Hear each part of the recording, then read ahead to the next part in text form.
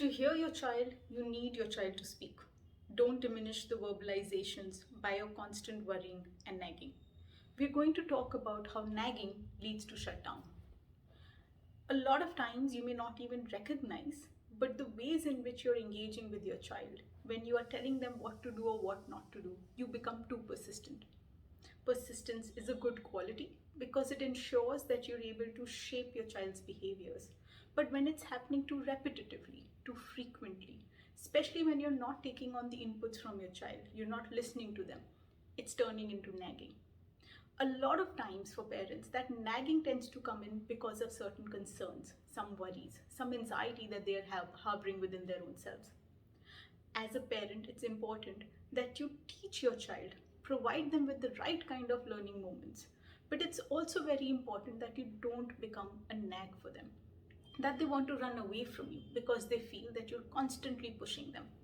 That pushing can lead to unnecessary conflicts with your child because they will want to push back, especially if you're looking at parenting an adolescent who would want to exert their independence, who would want to look at what it is that they would like to do. It's very important to keep finding that right balance. And so the first step that you do need to take is to try and identify why is it that you are constantly talking about a particular topic. What is it that is making you nag your child into being a certain way or doing things a certain way? If there is certain preconceived notion that you have in your mind about how your child may be perceived or what they would be, their actions would be interpreted as by others, or how it's going to impact their future, then it's far more important to actually engage in a more meaningful conversation with your child. When you share your concerns with them and you help them understand where you're coming from, it is far more likely that they would relent towards what you're saying. They would instead also find the space to be able to share their own perspective with you. And in doing so, they will also provide you with an opportunity to be able to see the world from their eyes. Something which we can often miss out on because a child's perspective can be very, very varied from what a parent's is. What it is that is going on within their mind, the influences that are there within their own experiences can be very different from what you and I may be able to fathom. So, being able to engage in that dialogue by asking your child and sharing with your child what you're concerned about, why is it that you want them to be a certain way, becomes a far more meaningful interaction which allows your child to be able to become a part of that decision making process. In that way, you're also making sure that your child is building the ability to be able to think through situations. They don't have a singular focus in which they're only looking at things from one perspective. You're allowing them to be able to build multiple perspectives, to realize that each and every situation can be viewed from different vantage points.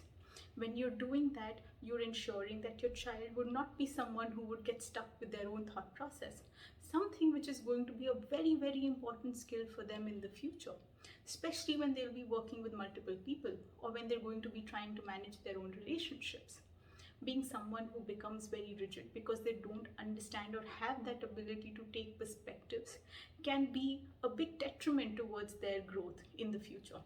And you don't want that for your child. What you want is that they should be able to understand the value of taking those perspectives. And by nagging, you're going to prevent that process, the very aspect that you actually want for them to be able to inculcate within their personality and temperament. So it becomes very important that you keep on engaging them in that dialogue. Share your perspective, ask them for theirs, point out the fallacies, the pros and cons in the choices that they are looking at making. Keep on redirecting them towards the choice you think may be the best. At times, they may struggle to be able to still internalize it, utilize evidence, talk about research, share anecdotes, give them the narrative to be able to understand where you're coming from. Each time you will do that, you will enable the development of confidence within your child, because your child will try and understand and be able to recognize the importance of being integrative in their approaches, especially when they will be communicating with others in the future.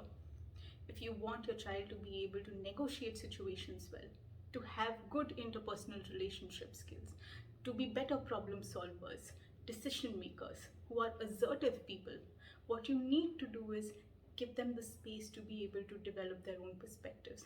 Shape it, but don't become rigid by continually nagging them into doing things a certain way. Provide them with the environment to be able to explore, to be able to talk, share, communicate, so that you are a part of their world. That would give you the best spot in their life to be able to ensure that you know exactly what they're doing and how their life is shaping up. Because this is the way in which you can raise confident children.